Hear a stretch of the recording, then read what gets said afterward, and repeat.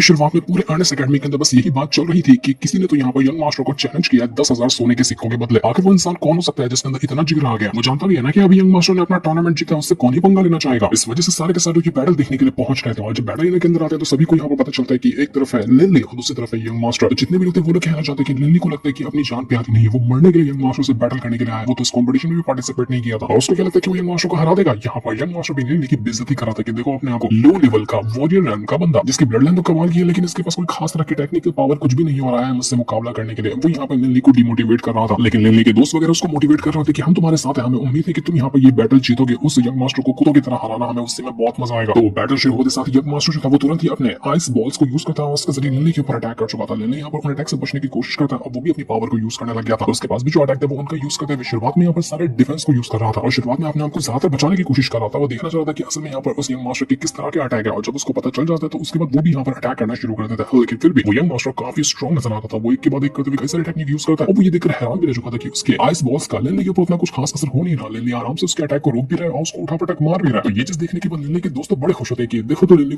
ने कमाल कर दिया, उसने यहाँ पर यंग मास्टर को जमीन पे पटक दिया। अब लगता नहीं कि यंग मास्टर कुछ और खास यहाँ पर कर पाएगा। वो यंग मास्टर और बाकी सारे लोग देखकर हैरान हो चुके थे कि ये क्या किया इसने तो यंग मास्टर को पटक दिया। लिनली यंग मास्टर से कहने लग जाते कि देखो आखिरी मौका दे रहा हूं तुझे, सरेंडर कर दे मेरे सामने वरना बहुत बुरा हाल करूंगा मैं तेरा। तो यंग मास्टर कहते हैं सरेंडर वो क्या होता है? ये तो मैंने कभी जिंदगी में नाम ही नहीं सुना इस चीज का, पर अगर तू कहता है तो तेरे सामने सरेंडर करने के लिए तैयार हूं। लेकिन जैसे वो झुकने वाला था वो वापस अपनी घटिया टेक्निक यूज करता और झुकने के बहाने वो सिर्फ अपना अटैक यूज करता और लिनली के ऊपर देकर मार देता है। लेकिन लिनली बेवकूफ नहीं था, वो इस चीज के लिए पहले से तैयार था। वो जो अपने दो एलिमेंट की पावर को आपस में मर्ज करता है और माउंटेन क्रिएट करता है ना, उसके जरिए वो अटैक बना देता है जिस वजह से वो यंग मास्टर का अटैक लिनली तक पहुंच ही नहीं पाता और उसको ट्रैप नहीं कर पाता जैसे कि उसने लिनली के दोस्त को ट्रैप कर दिया था। इसके बाद लिनली तुरंत ही शैटरिंग स्टोन टेक्निक को यूज करता है। जिस तरह से वो स्टोन को कंट्रोल करना सीखता है ना, वो उसी टेक्निक को यूज करते हुए यंग मास्टर के ऊपर अटैक करना शुरू कर चुका था। यंग मास्टर देखकर हैरान हो जाता है कि ये क्या हुआ। एक के बाद एक करते हुए कई सौ पत्थर उसको लगते हैं, उसका खोपड़ा फूट जाता है। यंग मास्टर अधमरा होकर वहीं पर गिर चुका था। सारे के सारे लोग हैरान हो जाते, सभी का मुंह बंद हो जाता है कि ये क्या हो गया। ये तो यहाँ पर यंग मास्टर हार गया बस कुछ मिनट के अंदर लिनली के सामने। लिनली के दोस्त तो खुश, उनकी खुशी का ठिकाना था, वो तो नाचने गाने लग जाते कि अरे वाह हमें तो उम्मीद थी लिनली के ऊपर, उसने कर दिखाया। लिनली तो जितना हमने सोचा था उससे भी ज्यादा स्ट्रॉन्ग है। सारे के सारे लोग यहाँ पर लिनली की तारीफ करने लगे। तो पूरा बैटल एरिना अब सिर्फ लिनली के नाम से ही गूंजने लग जाता है कि लिनली तुम तो कमाल हो, हम तो तुम्हारे फैन बन गए। लिनली के दोस्तों से कहना चाहते कि तुम जो अकेले छुप छुपा कर सबसे ट्रेनिंग करते थे, दिन रात एक करके तुमने जो मेहनत की ना उसका फल देखो आज यहाँ पर नजर आ रहा है। सारे के सारे लोग सिर्फ तुम्हारा ही नाम ले रहे हैं। उस यंग मास्टर को जिसने भी टूर्नामेंट जीता तुमने एक मिनट भी नहीं लगाया उसको हराने में, कमाल कर दिया तुमने, तुम तो लाजवाब इंसान हो। तो ये देखने के बाद यंग मास्टर के साथी वगैरह थे वो लिनली से कहना चाहते कि तुम सब गंवा रही कि तुम कभी भी हमारा मुकाबला नहीं कर पाओगे, हमारी बराबरी में नहीं आ पाओगे क्योंकि हमारा जो डिपार्टमेंट है ना वो तुमसे बहुत ज्यादा अलग है। हमारा डीजी डिपार्टमेंट है, मतलब वो लोग डीजी डिपार्टमेंट में रहते हैं और अलग तरह के टेक्निक को सीखते हैं क्योंकि हर बंदा अपने अपने डिपार्टमेंट में अलग अलग रहता है और जिसको जिस तरह की एलिमेंट की पावर चाहिए वो उस तरह की टेक्निक को वहां पर सीखता है। तो जिसमें वो यंग मास्टर रहता है ना उसमें ज्यादातर टॉप के जीनियस वगैरह रहते हैं। इस वजह से वो यंग मास्टर कहता है कि हमारे डिपार्टमेंट के बराबर में तुम कभी आ ही नहीं पाओगे। लेकिन लिनली उसको इग्नोर मारकर वहां से आगे निकल जाता है कि चलो आज तो सेलिब्रेट करने का दिन है तो आज पार्टी करेंगे। तो इसके बाद हम यहाँ पर लिनली उसके सारे के सारे दोस्तों को देख पाते, वो मस्त घोड़ा गाड़ी के अंदर बैठकर पूरे के पूरे अकेडमी के अंदर घूम रहे थे, मस्ती मजाक कर रहे थे और बड़े खुश होते हैं। यहाँ पर उनके पास वो कार्ड भी आ चुका था जिसके अंदर टोटल 10,000 सोने के सिक्के हैं। जैसा कि शर्त लगाई गई थी यंग मास्टर से, मजबूरी में आकर उसको वो अपना प्लेटिनियम कार्ड देना पड़ा। जैसे अलग अलग कार्ड होते हैं ना क्रेडिट कार्ड वगैरह, तो वैसे ये प्लेटिनियम कार्ड था, इसके अंदर टोटल 10,000 सोने के सिक्के हैं जिस तरह से चाहे उस तरह से लिनली इस्तेमाल कर सकता है। जैसे रिसोर्सेस खरीदना हो गया या कुछ और काम हो गया उस तरह से।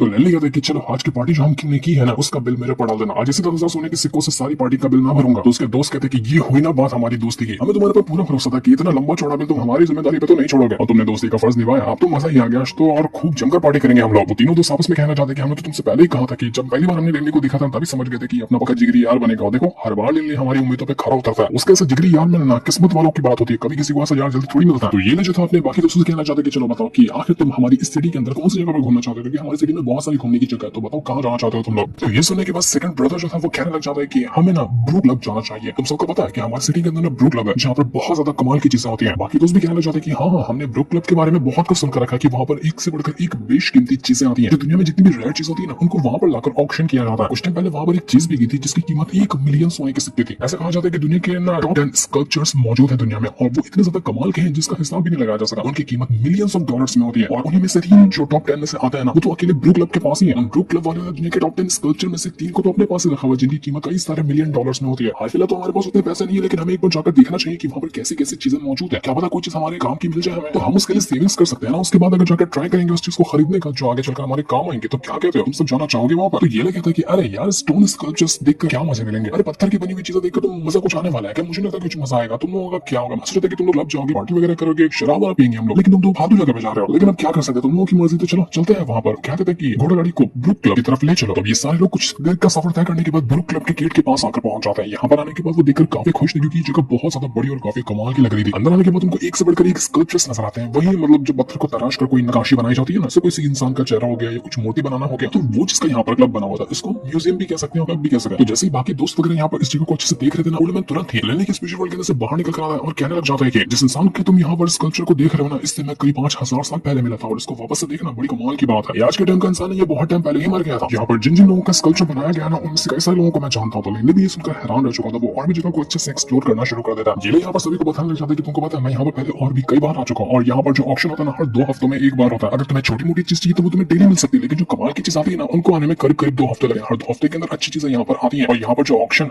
हाउस बना हुआ है वो अलग अलग लेवल के हिसाब से डिसाइड है। मतलब जो पहला लेवल आता है उसमें नॉर्मल चीजें मिलेंगी और जितना तुम लेवल आगे जाते जाओगे तो वहाँ पर उतनी कमाल की चीजें मिलेंगी। वहाँ पर उतने टॉप लेवल के स्कल्पचर बने होंगे जो कि एंशिएंट टाइम के पावरफुल मास्टर ने बनाए होंगे। ये स्कल्पचर अभी के नहीं बल्कि कई हजारों साल पुराने हैं। तो अभी लोग आगे बढ़ते हुए एक मास्टर एग्जीबिशन हॉल के अंदर आ जाते हैं। मतलब जो भी लेवल है ना, उनको अलग अलग हिसाब से नाम दिया गया है। जैसे कि लो लेवल होता है तो किसी नॉर्मल डिसावल ने उस स्कल्पचर को तैयार किया होगा। मास्टर लेवल पे आते हैं तो किसी मास्टर ने स्कल्पचर को बनाया है। ग्रैंड मास्टर लेवल पे जाते हैं तो किसी ग्रैंड मास्टर ने उस स्कल्पचर को बनाया होगा। तो अभी जो लोग यहाँ पर आए थे वो था मास्टर एग्जीबिशन, यानी कि यहाँ पर जो चीज बनी है वो किसी मास्टर रैंक के बंदे ने क्रिएट किया है। तो यही चीज यहाँ पर ये सभी को बता रहा था कि ऐसी ऐसी चीजें यहाँ पर होती है। और ये जो मास्टर एग्जीबिशन हॉल था उसमें बहुत कम चीजें थी, यानी कि मास्टर रैंक के जो बंदे थे वो इतना टॉप लेवल का स्कल्पचर नहीं बना सकते थे जितने के ग्रैंड मास्टर लेवल के लोग बनाते हैं। लेकिन फिर भी जो बना हुआ था यहाँ पर वो बहुत एक्स्ट्राऑर्डिनरी था। तो ये बताते कि जिसने भी मास्टर रैंक पे होने के बावजूद इतना कमाल का स्कल्पचर बनाया ना, वो बंदा कमाल करा होगा। लेने के तो अलग ही ख्याल जाते थे। वो ऐसा कह रहा था कि मुझे ऐसी फीलिंग क्यों आ रही है कि मेरा इन स्कल्पचर के साथ कुछ ना कुछ कनेक्शन है। मैं ऐसा फील कर पा रहा हूँ कि जितनी भी कनेक्शन है ना, वो इस तरफ इशारा कर रही है कि इन सारे स्कल्पचर के अंदर जान मौजूद है। मानो ये स्कल्पचर जिंदा हो और मुझसे कुछ बातें करने की कोशिश कर रहा हूँ। ये चीज जानकर लिली बिल्कुल हैरान हो चुका था। उसको समझ नहीं आ रहा था कि ये पॉसिबल कैसे हो सकता है। आखिर मैं इनके साथ क्यों सिमिलरिटी फील कर पा रहा हूँ। तो ये लेने से कहने लग जाता है कि लेने तुम तो बड़े ध्यान से सारे स्कल्पचर को देख रहे हो। मुझे पता है कि जो इंसान किसी आर्ट को अच्छी तरह से देखता है, उसको समझता है ना, उसके अंदर भी कोई ना कोई टैलेंट होता है। मुझे तो ऐसा लगता है कि अगर मैं तुम्हें यहाँ पर छेनी और हथौड़ा दे दूं ना, तो तुम भी यहाँ पर पत्थरों को तराश कर इतना कमाल का स्कल्पचर बना लोगे। तभी तुम इतनी डिटेल के साथ यहाँ पर हर एक स्कल्पचर को देख रहे हो। और अगर सच में लेने को दिया जाता तो वो तराश लेगा, क्योंकि वो समय एलिमेंट की पावर को तो होल्ड करता ही है। तो उसके लिए ये स्कल्पचर को बनाना उसके लिए बड़ी बात नहीं होने वाली है।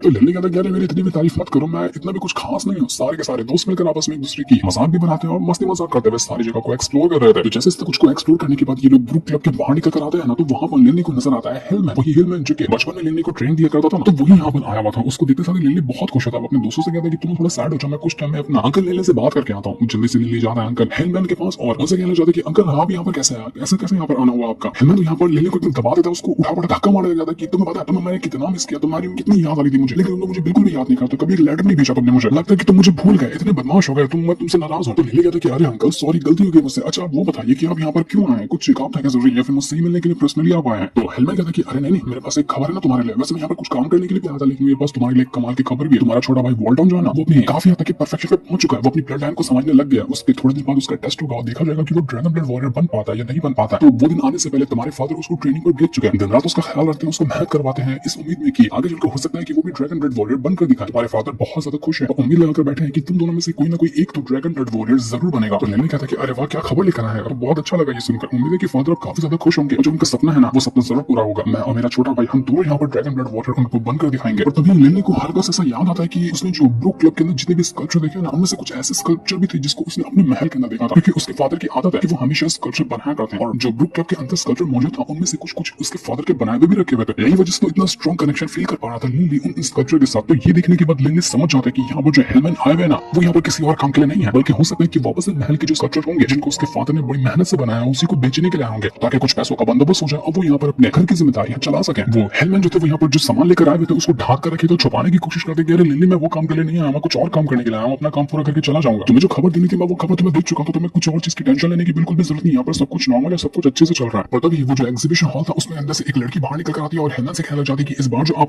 स्कल्पचर लेकर आए ना एग्जीबिशन में बेचने के लिए, उसमें से कुछ थोड़ी बहुत कमी है। मतलब जिसने उसको बनाया है उसका ध्यान पूरी तरह से स्कल्पचर बनाने में नहीं होगा, तो माफ करिएगा कि इस बार हम उसको इस ऑक्शन हाउस के अंदर बेच नहीं सकेंगे। आप अपने स्कल्पचर को वापस ले जाइए, माफ करना हम आपकी मदद नहीं कर पाएंगे। हिलमैन कहते कि अरे देखो थोड़ा कम प्राइस में दे लो, लेकिन थोड़ा कम प्राइस में ही बेचकर मुझे कुछ तो पैसे दे दो, उसके बदले मैं वापस कैसे ले जाऊंगा, ये मुझसे नहीं हो पाएगा। तो ये सुनकर लिली को बहुत बुरा लगता है, उसका दिल टूट जाता है कि उसके फादर के दिन रात से बनाई हुई मेहनत जो स्कल्पचर उन्होंने तैयार किया था उसको यहाँ पर बेचा जा रहा है और बेचने के लिए भी कोई खरीदने को तैयार नहीं है। तो ये देखने के बाद लिली जो था उसका जो प्लैटिनियम कार्ड था ना, वो अपने हिलमैन अंकल को थमाते हुए कहता है कि अंकल इसके अंदर अंदर ना 9,900 गोल्ड कॉइन मौजूद है। इसको ले जाइए और फादर को दे देना और बोलना कि जो भी खर्चा होते हैं ना सब आराम से इन पैसों से खर्चे कर लीजिए। मैंने देखकर हैरान हो चुका था कि अरे लिली तुम्हारे पास ये प्लेटिनियम कार्ड कैसे आया, तुम कहां से लेकर आए ये प्लेटिनियम कार्ड? 10,000 सोने के सिक्के तो बहुत ज्यादा होते हैं, तो जितने स्कल्पचर बेचे हमने काफी टाइम से उससे भी बराबर नहीं होगा, इतना सारा पैसा तुम्हारे पास कैसे आया? तो लिली कहता है कि नहीं अंकल हेलमैन कुछ बड़ी बात नहीं, मैं एक छोटी सी शर्त लगाया था बैटल वाली और वो बैटल मैं जीत गया। तो हेलमैन कहता है कि अरे तुमने बैटल किया था, तुम ठीक तो ना, तुम्हें कहीं चोट तो नहीं लगी? मेरे बच्चे तुम्हें चोट नहीं लगनी चाहिए, ये पैसे तो आते जाते रहेंगे, तुम्हें चोट लगेगा तो मैं बर्दाश्त नहीं कर पाऊंगा। तो लिली कहता है कि अरे अंकल हेलमैन आप मेरी फिक्र क्यों करते हैं, आपने मुझे ट्रेनिंग दी है, इतना कुछ सिखाया, तो आपको लगता है कि मैं इतनी आसानी से हार जाऊंगा? कभी भी नहीं, मैं जीता हूं, मुझे बिल्कुल भी चोट नहीं लगी है। तो ये सुनकर तो हेलमैन काफी ज्यादा खुश हो चुका था, वो सीधा यहाँ पर लिली को गले लगा ले तो कहना चाहता है कि शाबाश मेरे बच्चे, तुमने कमाल कर दिया। तुम्हें पता है मैं कितना ज्यादा परेशान हो गया था जब ये लोगों ने स्कल्पचर लेने से मना कर दिया था, लेकिन अब तुमने इतने सारे सोने के सिक्के दिए हैं, तुम्हारे फादर बहुत खुश होंगे और उनके करीब करीब साल भर के खर्चे तो निकल ही आएंगे इससे। तो इसके बाद लिली वहां से आगे बढ़ जाता है जहां ओल्डमैन उससे कहता है कि लिली तुम्हारे पास 10,000 सोने के सिक्के थे, तुम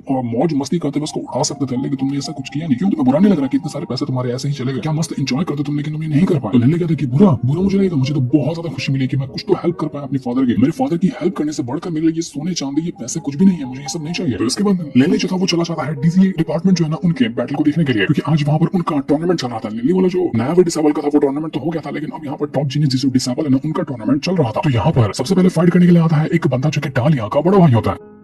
तो डालिया लिली से कहती है कि हाँ तुमने सही कहा, ये मेरा भाई तो है लेकिन बहुत बड़ा गुंडा आदमी है, ये इतना बड़ा जीनियस है कि कोई भी इसके सामने दिखता ही नहीं है, सब लोग इससे डर कर रहता है, सबको डरा कर रखता है। तो अब यहाँ पर वो जो डालिया का बड़ा भाई था उसका बैटल शुरू हो जाता है एक दूसरे बंदे के साथ। यहाँ पर डालिया का भाई तो फिर भी उम्र में छोटा लग रहा था, लेकिन सामने वाला बंदा हट्टा कट्टा आदमी लग रहा होता है जो कि इतना ज्यादा एक्सपीरियंस के साथ आया था उससे लड़ने के लिए। बट स्टिल यहाँ पर वो डालिया का भाई काफी स्ट्रॉन्ग लग रहा था, वो उस बंदे को खूब मारता है, लिटरली सामने वाला बंदा एक भी ढंग से अटैक कर नहीं पाता और डालिया का भाई तो उसको उठा पटक मारकर उसको मरा कर चुका था। देखने के बाद लिली कहना चाहता है कि भाई साहब सच में क्या कमाल का बंदा है तुम्हारा भाई, ये तो कुछ ज्यादा ही एक्सट्रीमली टैलेंटेड है। ओल्डमैन भी कह रहा था कि देखकर तो मजा ही आ गया, देखो लिली इससे कुछ सीखो, देखो कितनी कमाल की अच्छी तरह से पावर को कंट्रोल कर पाता है और बहुत अच्छा अटैक भी कर पाता है, तुम्हें कुछ सीखना चाहिए इससे, तो तुम भी इस तरह से आगे चलकर अटैक कर पाओगे। तो तुम जो यहाँ पर बैठे हो ना ऐसा टाइम पास करने के लिए मत बैठो, जहाँ पर जो दोनों बंदे फाइट करें जिस तरह से अपने अटैक को यूज करते हैं, किस तरह से अपनी पावर को होल्ड करते हैं और बैलेंस बना कर रखते हैं ना, उसको देखकर ध्यान लगाओ अपने अंदर और उसको दिमाग में फिट कर लो कि किस तरह से बैटल लड़ी जाती है। तो आगे चलकर तुम्हें जरूरत पड़ेगी तो तुम भी इसी तरह से कंट्रोल के साथ फाइट कर पाओगे, ये तुम्हारे लिए एक अपॉर्चुनिटी है, तो उसके हिसाब से इसको एक्सपीरियंस करो। तो लिली पूरा फोकस लगा देता है इस बैटल के अंदर, जिस तरह से वो लोग फाइट करते हैं उसी तरह से यहाँ पर लिली भी अपना प्रैक्टिस करना शुरू कर देता है। वो तुरंत अपनी पावर को यूज करता है, सीधा बैटल लेने के अंदर आकर पहुंच चुका था जहाँ पर वो डालिया के बड़े भाई से लड़ना ही शुरू कर देता है। वो कहता है कि तुम अपने डिपार्टमेंट के जीनियस ना, अपनी एकेडमी के तुम जीनियस कल्टीवेटर हो, तो मैं तुम्हारी पावर को टेस्ट करना चाहता हूँ, दिखाओ मुझे कि तुम्हारे अंदर कितनी टैलेंट और कितनी पावर है। तो लिली यहाँ अपनी पावर को यूज करता है, उसके साथ फाइट करने लग गया था। वो बंदा जो था वो भी यहाँ पर लिली के साथ फाइट तो करता है, लेकिन उसको कुछ भाव नहीं देता, उसको लग रहा था कि ये लिली किसी काम का है ही नहीं, उसको आसानी के साथ वो हरा सकता है। इस वजह से वो लिली के ऊपर भाव भी नहीं देता, उसको आराम से यहाँ पर निपटाने की कोशिश में लगा हुआ था। वो एक के बाद एक करते हुए लिली के ऊपर कई सारे अटैक करता और लिली के लिए उसके अटैक को रोक पाना काफी मुश्किल लग रहा था। तो ये देखने के बाद वो डालिया का बड़ा भाई तो काफी मजाक भी उड़ाता है लिली का, देखा तुम यहाँ पर सोच रहे तो तुम ये कर लोगे तुम वो कर लोगे, लेकिन तुम कुछ भी नहीं कर सकते। और लिली अपना थोड़ी ना हार मानने वाला था, वो अपनी वापस से पावर को एक्टिवेट करता, पावर को एक्टिवेट करने के बाद वो स्टोन वगैरह को अपने कंट्रोल में करना शुरू कर चुका था और उसके जरिए वो वापस से डालिया के भाई के ऊपर अटैक करने लग जाता है। और अफसोस की बात यही थी कि यहाँ पर वो डालिया का जो बड़ा भाई था ना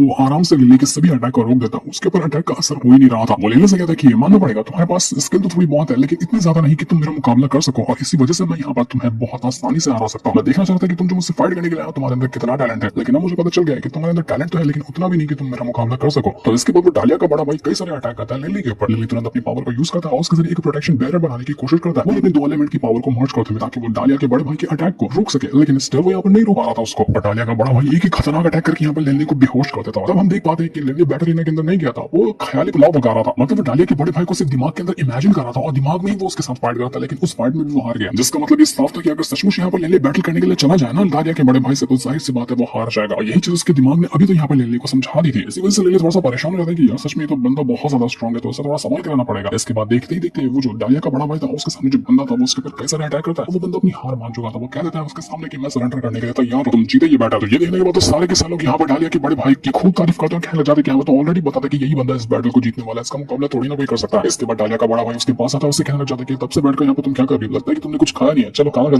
खाते हैं साथ में चलकर। डालिया कहना चाहते कि तुम मुझे जबरदस्ती क्यों नहीं जा रही, मुझे भी थोड़ी देर यहाँ पर रुकना था, लेकिन वो बड़े भाई को पता चल चुका था कि वो डालिया ना लिली के साथ बैठकर बातें कर रही थी। ये चीज को अच्छी नहीं लगी तो खाने के बहाने वो उसको वहां से उठा ले गया। लिली को ये देखकर बहुत बुरा लगता है, वो कहने लग जाता है कि डालिया का बड़ा भाई जो है ना उसकी एज और मेरी एज में ज्यादा डिफरेंस नहीं, साल भर का भी फर्क नहीं होगा, लेकिन फिर भी मैं सिर्फ लेवल 3 का मैजिशियन हूं, वो शायद लेवल 4 या उसके भी आगे निकल चुका है। तो आखिर मैं ही ऐसा क्यों, मेरे पास इतनी पावर क्यों नहीं जितना कि उसके पास है। मुझे भी इस एज में उससे ज्यादा स्ट्रॉन्ग बनकर दिखाना, तो लगता है कि जितनी मैं मेहनत करूं मुझे शायद उससे और ज्यादा करनी पड़ेगी, तब जाकर मैं उसके बराबर में पहुंच पाऊंगा। सब लोग चले जाते हैं, पूरा बैटल अरेना खाली हो जाता है, लेकिन लिली कहीं नहीं जाता, वो बस वहीं पर बैठा ही रह जाता है टेंशन में। उसको बुरा लग गया था कि मेरी एज का बंदा मुझसे आगे निकल गया, लेकिन लेकिन मैं उतना आगे क्यों नहीं निकल पाया। तो अब वो यहाँ पर खुद ही को कोसने लग गया था। ओल्ड मैन उससे कहता है कि अरे नल्ले क्यों उदास होते हो, तुमने जितना किया ना बाकियों को देखो तुम्हारे आसपास भी नहीं है वो लोग, तुमको आए हुए यहाँ पर कितना टाइम हुआ, कुछ भी टाइम नहीं हुआ, तुमने इतना जल्दी इतनी ज्यादा प्रोग्रेस हासिल किया, खुद को डिमोटिवेट मत करो, मैं हूं ना तुम्हारे साथ, मेहनत करते जाओ, तुम उससे भी ज्यादा आगे निकल जाओगे, वो भी उससे पहले। और उसके तुम्हारी पावर में ज्यादा फर्क नहीं है, जहां तक कि मेरा एक्सपीरियंस कह रहा है ना, मेंटल स्ट्रेंथ जो है वो उसकी सिर्फ ज्यादा है, तुम्हारी कम है। मतलब तुम्हारे खुद के दिमाग के ऊपर उतना कंट्रोल नहीं है जितना कि वो अपने दिमाग के ऊपर कंट्रोल ले लेता है। जब तुम अपने दिमाग के ऊपर कंट्रोल करना सीख जाओगे ना तो तुम्हारी पावर और स्पीड से बढ़ेगी और तुम खुद को अच्छी तरह से कंट्रोल कर पाओगे। यही फर्क है तुम्हारे और उसके बीच में। अगर तुम इसको कंप्लीट कर लो तो तुम्हारे सामने वो नहीं टिक पाएगा, तुम उससे ज्यादा स्ट्रॉन्ग जल्दी बन जाओगे।